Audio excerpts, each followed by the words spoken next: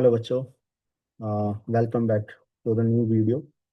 ठीक है। तो अपन क्या बात कर रहे थे कि अगर डोमेन पे बेस्ड क्वेश्चन आ जाएगा तो चाहे वो कॉस रहे, साइन इनवर्स रहे, कॉस इनवर्स रहे, कुछ भी रहे, तो हमने तीन कैटेगरी में डिवाइड किया था।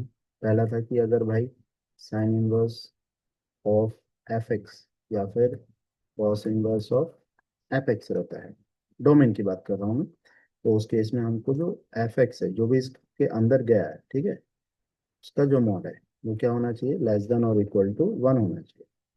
और अगर ये tan inverse of F X है, ठीक है, या फिर cot inverse of F X है, अब इसके केस में क्या है, अब इसकी क्योंकि डोमेन क्या होती है, आर होती है, तो अगर आर होती है तो फिर इसका जो मॉड है उसको मैंने क्या कर दिया था, ग्रेटर देन और इक्वल टू जीरो कर दिया था, और अगर हम डायरेक्टली बोलें तो F X belongs to R हो जाता है। ठीक है, सीधी सीधी बात है। अच्छा, अगर cosec inverse of F X रहा या फिर sec inverse of F X रहा, इन दोनों के ही केस में जो हमारा एफ एक्स है इसका जो मॉड है वो ग्रेटर देन और इक्वल टू वन है। तो ये सारी चीजें हमने पहले कर ली है। ठीक है, चलिए इस पे बेस्ड और दो तीन क्वेश्चंस करते हैं फिर अपन आगे बढ़ेंगे। ठीक है। एक और क्वेश्चन लेते हैं। जैसे मान लीजिए हमारा if F X is equals to arc sine one plus x square upon two X. ठीक है। अभी देखो ये आर्क अगर लिखा हुआ मिल जाए तो घबराना नहीं है, आर्क का मतलब है इनवर्स लेना इस फंक्शन का। ठीक है, देन फाइंड डोमेन। क्या फाइंड आउट करना है बेटा, अपन को डोमेन फाइंड आउट करना है। ठीक है। तो जो ये हमारा फंक्शन है ये कुछ भी नहीं है, ये क्या है अपना sine inverse one plus x square upon two x है। ठीक है। अब मुझे पता है जो भी इस फंक्शन के अंदर गया है, तो क्योंकि ये साइन इनवर्स एक्स है तो इसका जो मॉड होगा that will be less than और equal to one, as simple as it. तो one plus x square upon two x, अगर मैं इसका मॉड ले लेता हूँ तो ये क्या होगा, डेफिनेटली लेस देन और इक्वल टू वन होगा। ठीक है। अब तुम्हें ये पता ही है, अगर मॉड ए बाई बी होता है तो हम वो लिख सकते हैं mod A upon mod B. ठीक है, तो इसको मैं लिख रहा हूँ one plus x square mod then mod of two X which is less than और इक्वल टू वन। ठीक है। अब देखो ये जो वन है एक पॉजिटिव क्वांटिटी है, और जो एक्स स्क्वायर है वो भी हमेशा पॉजिटिव होता है। तो अगर तुम वन में कुछ भी पॉजिटिव क्वांटिटी जोड़ोगे तो पॉजिटिव ही आएगा, तो ये मॉड लगाने का कोई मतलब नहीं है। तो इस मॉड को मैं हटा भी सकता हूँ। ठीक है। अच्छा, ये जो क्वांटिटी है क्योंकि इस पे मॉड लगा हुआ है तो ये क्या है, पॉजिटिव है, तो मैं इसका क्रॉस मल्टीप्लाई कर सकता हूँ और इनइक्वालिटी का साइन चेंज नहीं होगा। ठीक है, क्योंकि अगर हम पॉजिटिव से क्रॉस मल्टीप्लाई करते हैं तो कोई दिक्कत नहीं होती है हमको। ठीक। अच्छा, ये बात आप लोगों को पता होगी, अगर आप मॉड ऑफ एक्स स्क्वायर बोलो या सिंपल एक्स स्क्वायर बोलो, दोनों सेम चीजें होती हैं, even though if you right like x square में तो it is also simply x square. ठीक है। तो अगर मैं इसको एक्स स्क्वायर और if I am taking this इधर वाली साइड में, तो इसको मैं लिख रहा हूँ टू बाहर निकाल दिया क्योंकि पॉजिटिव है, और इसको जो एक्स है उसको मैंने मॉड एक्स का स्क्वायर लिख दिया और इसको वन लिख दिया ग्रेटर देन और इक्वल टू जीरो। सॉरी, ये तो हमारा क्या चल रहा था बेटा, ये तो हमारा लेस देन चल रहा था ना, ये हमारा लेस देन चल रहा था, तो ये लेस देन ही रहेगा। ठीक है, तो ये कितना हो गया, mod x minus one whole square, this is A square minus two A B plus B square, तो ये हो गया mod x minus one whole square less than and equal to zero. अब बेटे कोई सी भी क्वांटिटी है अगर तुम उसका स्क्वायर लोगे तो वो हमेशा जीरो या जीरो से बड़ा होगा, कभी भी जीरो से छोटा नहीं हो सकता। ये कह रहा है या तो जीरो हो जाए या जीरो से छोटा हो जाए, तो square of any real number can't be negative, can't be negative. ठीक है, बट इक्वल टू जीरो तो हो सकता है ना, अगर जीरो से छोटा नहीं हो सकता बट इक्वल टू जीरो हो सकता है। तो इसका मतलब mod x minus one whole square can be equal to zero. So mod x minus one is equal to zero. So mod x is equal to one. तो what is the value of x? Plus minus. So अब हमको जो domain मिली वो क्या मिली है? Simply to, दो ही point मिले, एक तो माइनस वन मिला है और एक वन मिला है, बस इतना है. ठीक है. तो हमको ये सारी चीजों का भी ध्यान में रखते हुए चलना. ठीक है. चलिए, आई होप समझ में आया होगा. आगे बढ़ते हैं. नोट करना है तो आप पोज करके नोट कर सकते हैं. ठीक है, कोई दिक्कत नहीं है. मैं अगला क्वेश्चन ले रहा हूँ. अगला क्वेश्चन है y is equals to root over cos sine of X. ठीक है. ये मेरा एक फंक्शन है plus sign inverse of 3x - 4. ठीक है. Again find domain. डोमेन निकालो. ठीक. अब ये एक अलग फंक्शन है, ये एफ एक्स प्लस जी एक्स टाइप है, तो मेरे को इसका डोमेन निकालना है, साथ में इसका भी डोमेन निकालना. ठीक है. इसका डोमेन निकालना सिंपल है. कैसे बेटा? तो whatever goes inside the under root वो क्या होना चाहिए? पॉजिटिव होना चाहिए. क्या होना चाहिए बेटा? वो पॉजिटिव होना चाहिए. ठीक है. अब वो, अगर मैं इसको देखूं तो can I take this cos to other side? अब यस और नो. ठीक है. अगर मैं इसको उधर लेके जाता हूँ तो फिर क्या तो अगर मैं इसको इधर लेके जाना चाह रहा हूँ तो फिर क्या होगा? हमें पता नहीं है कि cos x जो है वो इंक्रीजिंग फंक्शन है और डिक्रीजिंग फंक्शन है, क्योंकि ये दोनों भी रह सकता है. ठीक है. वो इंटरवल पे डिपेंड करता है, तो it is neither increasing nor decreasing. ठीक है. अगर मुझे ये पता नहीं रहेगा कि ये इंक्रीजिंग या डिक्रीजिंग है, तो फिर मैं इस इनइक्वालिटी के साइन को चेंज करूँ या ना करूँ, ये दिक्कत है. ठीक है. तो अब मैं क्या कर रहा हूँ? मैं ये कह रहा हूँ कि भाई पहले अपन cos x का ग्राफ बना लेते हैं. किसका ग्राफ बना लेते हैं? इसका ग्राफ बना लेते हैं. सो अभी मैं क्या कर रहा हूँ? Draw the graph of cos x. अगर मैं ध्यान से देखूं तो cos x का जो ग्राफ होता है ये क्या है? -π/2 है. ठीक है. और ये क्या है? π/2 है. अच्छा, इसके अंदर जो जा रहा है वो साइन एक्स है, और मुझे पता है जो साइन एक्स है उसका जो मैक्सिमम वैल्यू और मिनिमम वैल्यू -1 से 1 पे ही मिलेगा, -1 से 1 के बीच में रहेगा, और 1 और -1 भी हो सकता है. तो इसका मतलब जो कॉस है, इसको जो इनपुट मिल रहा है वो कहाँ से कहाँ तक मिल सकता है? -1 से लेकर 1 तक ही मिल सकता है. इसका मतलब इसका जो इनपुट है, इनपुट मतलब एक्स एक्सिस पे हम देखते हैं इनपुट को, तो इसका जो इनपुट है वो -1 से 1 ही है. तो बेटा जो π/2 होता है वो 1.57 होता है. तो 1 जो होगा इससे छोटा होगा, ये कहीं इधर 1 होगा, इधर ये हो गया. अच्छा, -1 यहाँ कहीं होगा. ठीक है. अब वो ये कह रहा है कि ये जो चीज है, जब मैंने ये इनपुट डाला, ये क्या मिलना चाहिए? Greater than zero. तो अगर आप ध्यान से देखें, अगर आप क्या देखें बेटा, ध्यान से देखें, तो ये क्या है?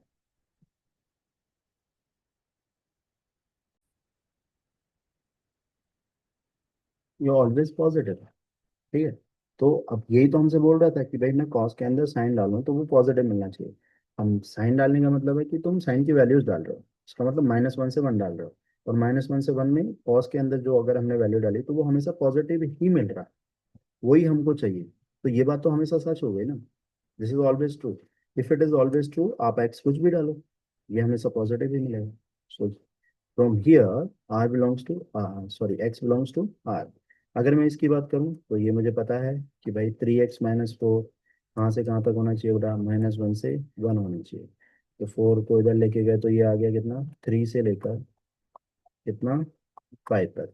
आप 3 से डिवाइड करेंगे तो 1 से लेकर 5/3. तो यहाँ से मिल रहा है मेरे को, लेना है कॉमन सोल्यूशन. यहाँ से मिल रहा है मुझे कितना? 1 से 5/3. कितना मिल रहा है बेटा? 5/3. और ये पूरा आर है, तो दोनों का कॉमन क्या हो गया? कॉमन क्या हो गया बेटा? कॉमन हो गया एक्स बिलोंग्स टू 1 to 5. ठीक है. मेरे ख्याल से कोई दिक्कत नहीं होगी.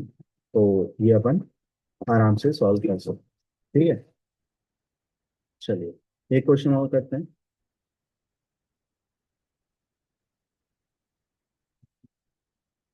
क्वेश्चन है y is equals to 1 - sin x and root of it divided by log 5 1 - 4x² plus cos inverse of 1 - fractional part of x।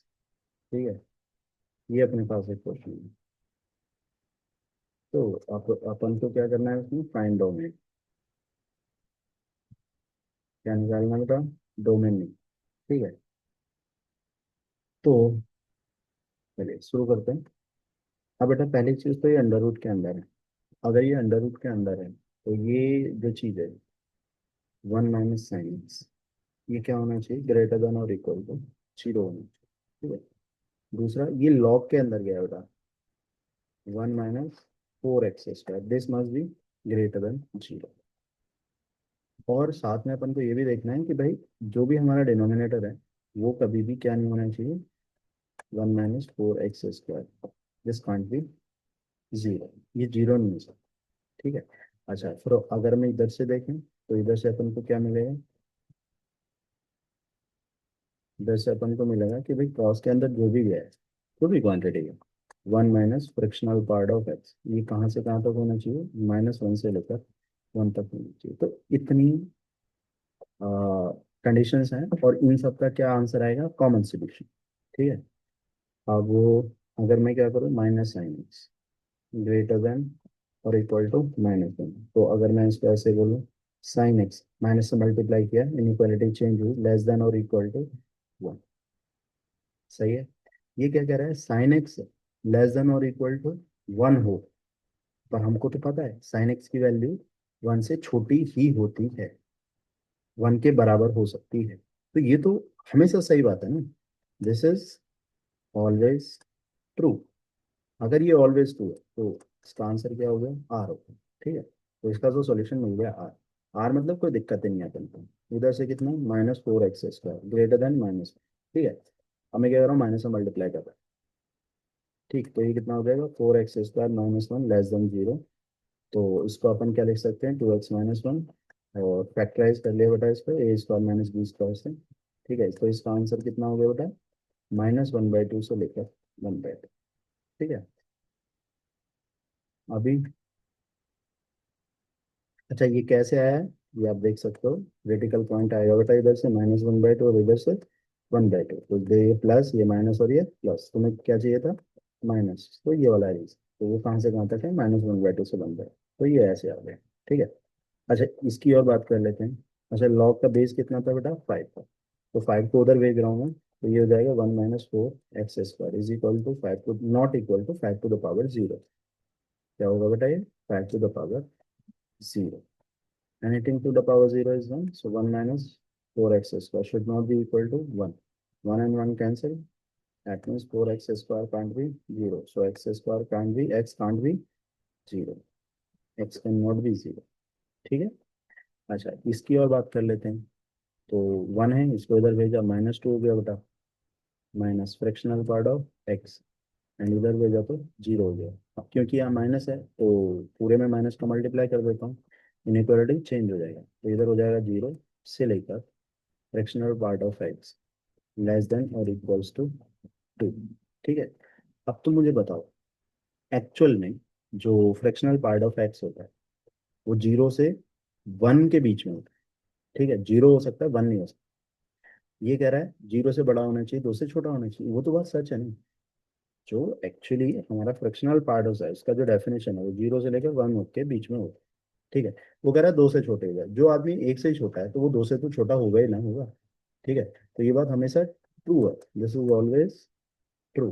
अगर ये ऑलवेज ट्रू है तो इसका मतलब x बिलोंग्स टू आर। अब मुझे क्या लेना है? इन सब का कॉमन सोल्यूशन। तो आर वालों के साथ तो कॉमन लेने में कोई दिक्कत नहीं है क्योंकि पूरी लाइन है वो। ठीक है, तो अब यहाँ मेरे को क्या आंसर मिल रहा है? -1 से -1/2 से 1/2, बट उसमें 0 नहीं चाहिए, तो मेरा जो आंसर हो जाएगा वो बेटा क्या हो जाएगा? विल बी -1/2 टू माइनस, अच्छा open bracket -1/2 to 1/2 by 2, there won't be 0 will not be there, so this is the answer. ठीक है, और क्लियर होगा। चलिए नेक्स्ट बात कर लेते हैं बेटा, principal values. Principal values of I T. ठीक है, principal values of I T. अब जैसे अपन ने कुछ भी ले लिया, लेट सपोज अपन ने sine theta is equals to 1/2 ले लिया। क्या ले लिया? Sine theta is equal to 1/2। और मैं तुमसे पूछ रहा हूँ कि जो थीटा है क्या होना चाहिए, ताकि जो साइन में अगर मैं उसको डालूं तो 1/2 दे दे मेरे को। ऐसी तो बहुत सारी वैल्यूज हैं, ठीक है, तो बहुत ज्यादा वैल्यूज हैं एक्चुअली। तो अगर ऐसा सिचुएशन आ जाती है कि भाई, तो उस सिनेरियो में अपन को क्या करना है कि अब इनफाइनाइट वैल्यूज ऑफ थीटा है, बट हमको द मिनिमम पॉसिबल वैल्यूज जो होंगी वो हमको लेनी है। ठीक है, उनको अपन प्रिंसिपल वैल्यूज बोलते हैं। अब प्रिंसिपल वैल्यूज ऑब्वियसली जो भी हमारी आएंगी वो उसके डोमेन में, सॉरी रेंज में ही रहनी चाहिए। ऐसा नहीं है कि वैल्यूज, अच्छा अगर हम थीटा की बात कर रहे हैं तो डोमेन, तो उसके डोमेन में ही रहनी चाहिए, उससे बाहर नहीं जानी चाहिए। अंडरस्टूड। तो अगर मैं इसी को जनरलाइज करूं, मान लीजिए अपने पास क्या है, if sine theta is equal to x दे रखा है, right. So there are infinite values of theta, right, which satisfy which satisfy the expression or equation. ठीक है, satisfy the equation, but what we are saying, minimum possible values, minimum possible values of theta will be theta will be principal values. ठीक है, what will be the principal values? Minimum purse. ठीक है, अब वो जैसे अलग अलग function है हमारे, आई टी एफ जो है हमारे, वो कितने फंक्शन है बेटा? अ, पहला है साइन इनवर्स ऑफ एक्स, दूसरा है कॉस इनवर्स ऑफ एक्स, तीसरा है tan inverse of X, then cot inverse of X, sec inverse of X and cosec inverse of X. अब देखो यहाँ से जो मैं एक्स निकालूंगा तो वो क्या होएगा, सॉरी एक्स तो ऑलरेडी गिवन है। अगर मैं यहाँ से थीटा निकालूंगा तो जो थीटा आएगा वो कितना आएगा, ये कितना आएगा थीटा बेटा? Theta is equal to sine inverse of